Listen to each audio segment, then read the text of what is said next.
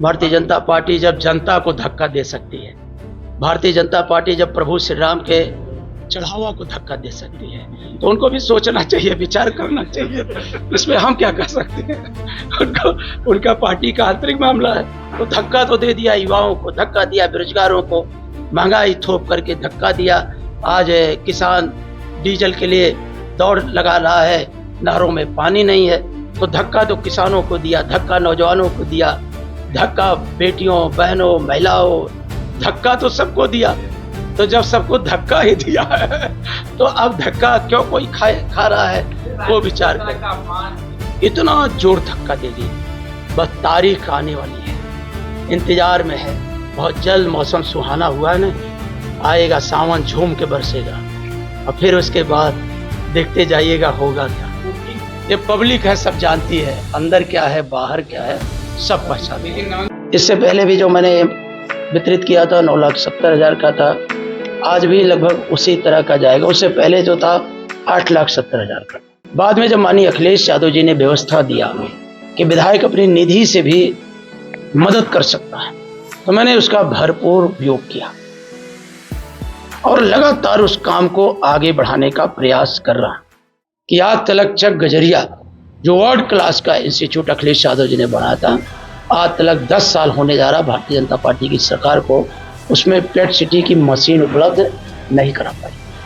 मदद दिखनी चाहिए, दिख आ रही है, मदद दिखनी चाहिए। सरकारें बकवास नहीं करती, सरकारें काम करती हैं। सरकार तो यही है। नहीं, आप मानते हो, आप भी तो पत्रकार हो, पिलर हो, चौथा स्तंभ हो देश के, तो आप ये बताओ, जिस उत्तर प्रदेश में 24 करोड़ की आबादी हो और 12 करोड़ लोग अपना जीवन सरकारी खाद्यान्न पर निर्भर करते हो, तो कैसे आप मान लोगे कि वर्ल्ड क्लास इकोनॉमी है?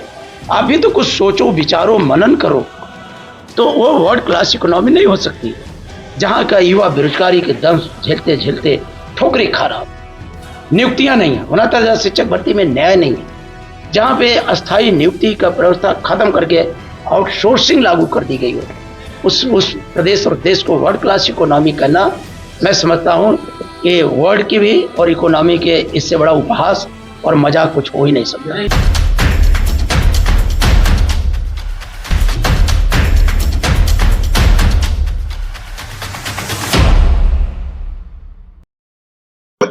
विधायक जी, आज गंभीर रोगियों के लिए आपकी तरफ से मदद की गई है, कितने लोगों को किया गया है और कितने की मदद?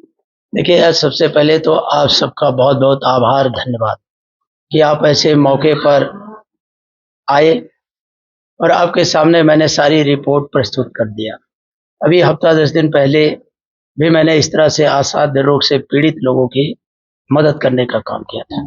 अगर देखा जाए तो आज 1 महीने के अंदर ये तीसरी बार है, लगभग अगर पूरा अमाउंट जोड़ा जाएगा तो अभी मैं जोड़ा नहीं हूँ, तो मुझे लगता है 9 लाख 10 लाख से कम का नहीं होगा।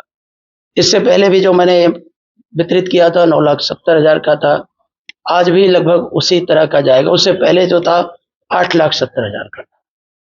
तो मुझे तो ये जब से मैं विधायक बना, आप जानते हैं 2012 में हमारे उत्तर प्रदेश के अंदर सरकार भी थी, तो उस समय भी जो मुख्यमंत्री कोष था उसके तहत बाद में जब माननीय अखिलेश यादव जी ने व्यवस्था दिया कि विधायक अपनी निधि से भी मदद कर सकता है, तो मैंने उसका भरपूर उपयोग किया और लगातार उस काम को आगे बढ़ाने का प्रयास कर रहा। सचिन जी, आजकल डिजिटल इंडिया है, डिजिटल भारत है, कोई भी सूचना बहुत दिनों तक छिपाई नहीं जा सकती है।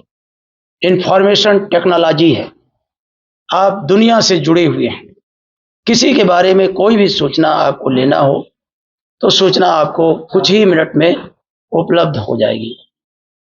तो मैं बराबर इसका ख्याल करता हूं, लेकिन मैं जहां श्रेयांश को, राधना पांडे की मां को, मटरू को, इन सबको दे रहा हूं 4 महीने, वही मैंने देखा कि कोरोना काल के बाद बीमारी बहुत बढ़ रही है। मुख्यमंत्री कोष से डिमांड होती है 4 लाख 5 लाख की, तो कभी 1 लाख भेज देते हैं, कभी 50,000 भेज देते हैं, कभी संयोग बना तो 2 लाख। उन्हें कॉन्फिडेंस नहीं झलक पाता कि ये मदद अमुक होगी। जब आप आय प्रमाण पत्र लेते हैं तो जिसकी आय खराब है या नहीं है, उन्हें ही तो आप देते हैं।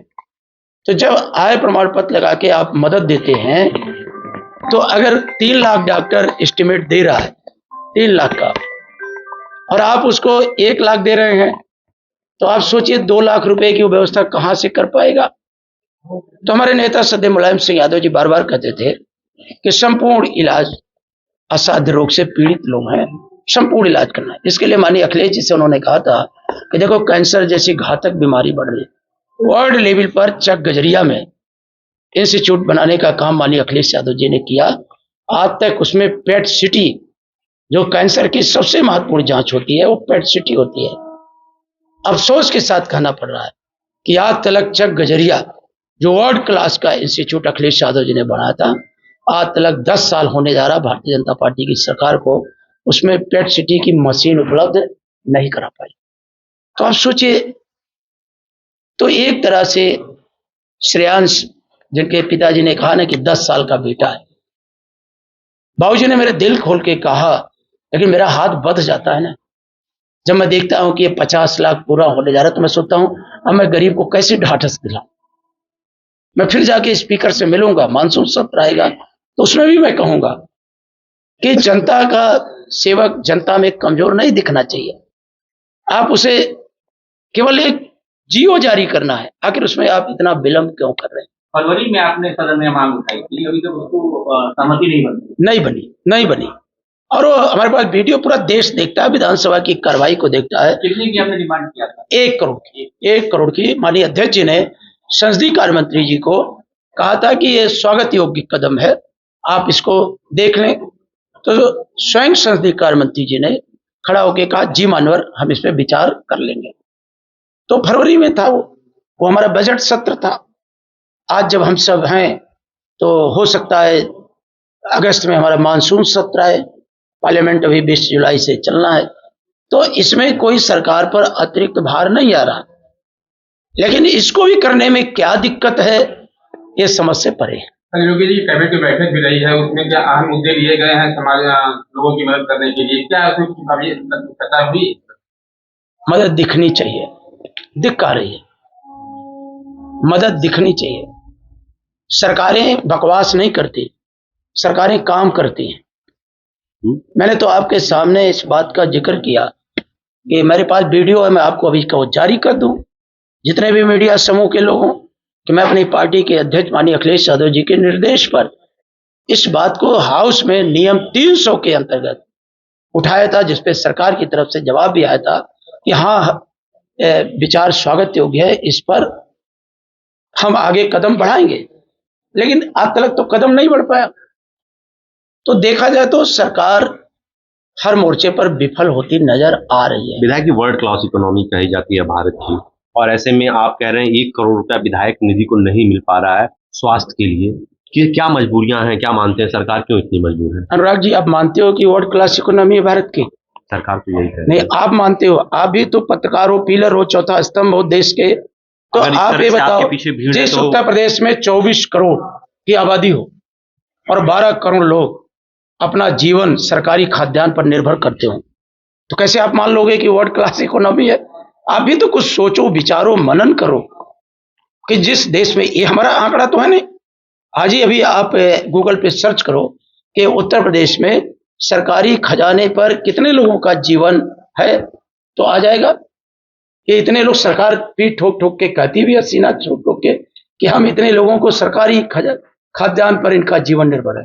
तो जब इतना सरकारी खजाना पे जीवन निर्भर है, तो वो वर्ल्ड क्लास इकोनॉमी नहीं हो सकती, जहां का युवा बेरोजगारी के दम झेलते झेलते ठोकरे खा रहा, नियुक्तियां नहीं है, 69,000 शिक्षक भर्ती में न्याय नहीं है, जहां पे अस्थायी नियुक्ति का व्यवस्था खत्म करके आउटसोर्सिंग लागू कर दी गई हो, उस प्रदेश और देश को वर्ल्ड क्लास इकोनॉमी करना, मैं समझता हूं कि वर्ल्ड की भी और इकोनॉमी के इससे बड़ा उपहास और मजाक कुछ हो ही नहीं सकता।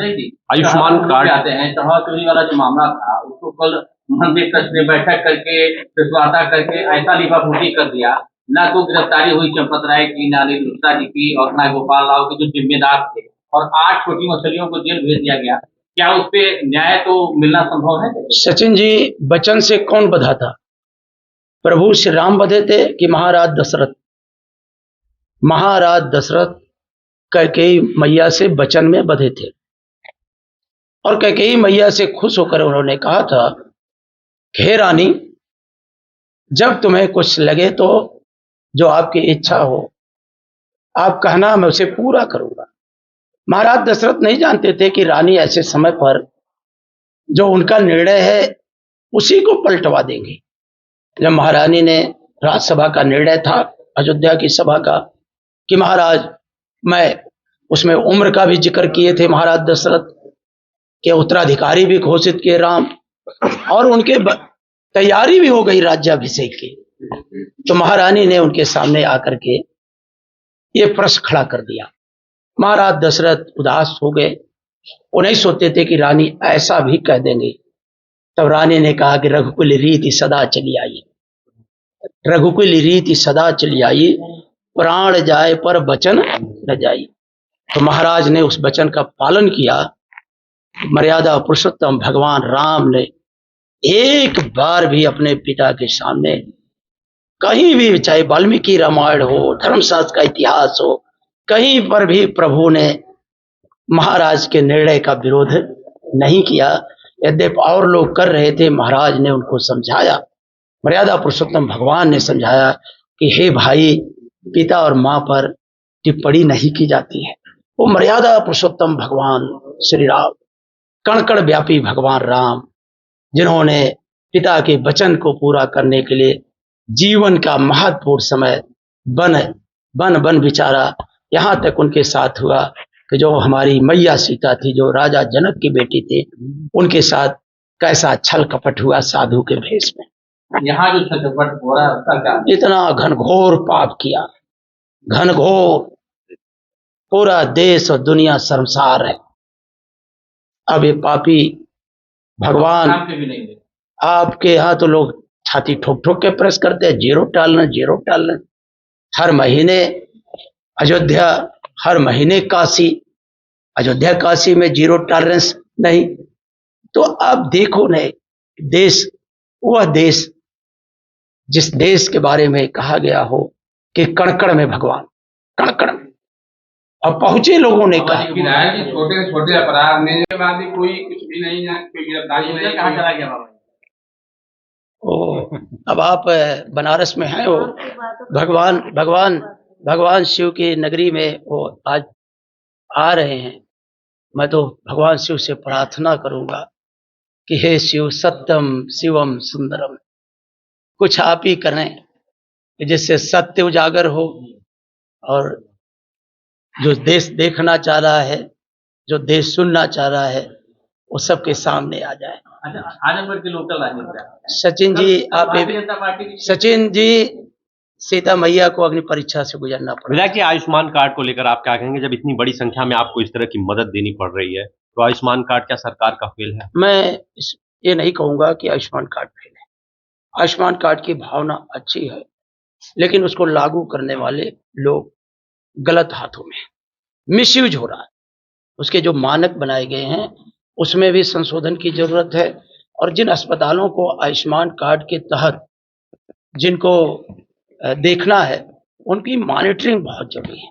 मैंने एस्टीमेट कमेटी की बैठक में, मेरे पास अभी आ जाएगा, मैंने ये बात को उठाया था लखनऊ के अंदर, जो हमारी वित्त कमेटी है, प्राक्कलन समिति है, प्रमुख सचिव और सारे लोग सभापति जी के, कि आजमगढ़ में जो 10 हॉस्पिटल हैं जिसको सबसे ज्यादा आयुष्मान कार्ड से पैसा दिया जाता है, उन हॉस्पिटलों की हमें सूची उपलब्ध करा दी जाए।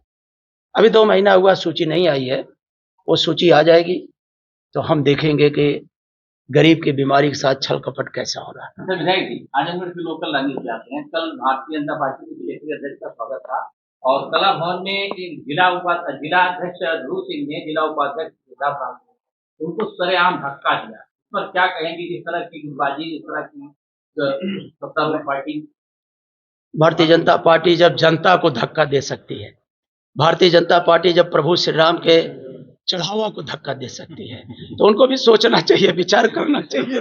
इसमें हम क्या कर सकते हैं? उनका पार्टी का आंतरिक मामला है। तो धक्का तो दे दिया, युवाओं को धक्का दिया, बेरोजगारों को, महंगाई थोप करके धक्का दिया। आज किसान डीजल के लिए दौड़ लगा रहा है, नहरों में पानी नहीं है, तो धक्का तो किसानों को दिया, धक्का नौजवानों को दिया, धक्का बेटियों बहनों महिलाओं, धक्का तो सबको दिया। तो जब सबको धक्का ही दिया है तो अब धक्का क्यों कोई खा रहा है, वो विचार कर। का अपमान अपने ही पदाधिकारी के साथ। मैं तो ये बात कहना चाहता हूं ना कि देश और दुनिया में वो प्रभु जिन्हें सब लोग अपने अंदर कण कण में है भगवान, वो जब भगवान की मर्यादा नहीं बच पाई तो ये लोग धक्का खाने वाले, अब जनता इतना जोर धक्का देगी, इतना जोर धक्का देगी, बस तारीख आने वाली है, इंतजार में है।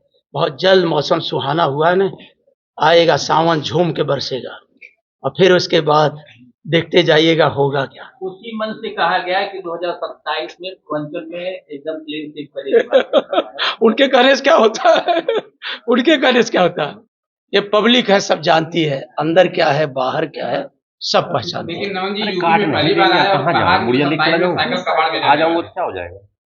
अब वो उन्होंने क्या कहा, तो उन्हें 2024 के रिजल्ट को देख लेना चाहिए, 2024 के रिजल्ट को देखना चाहिए, उसका अध्ययन करना चाहिए। और हमारे राष्ट्रीय अध्यक्ष जी ने सलाह दिया था भगवान राम के दर्शन करना चाहिए ताकि उनको ताकत मिलती।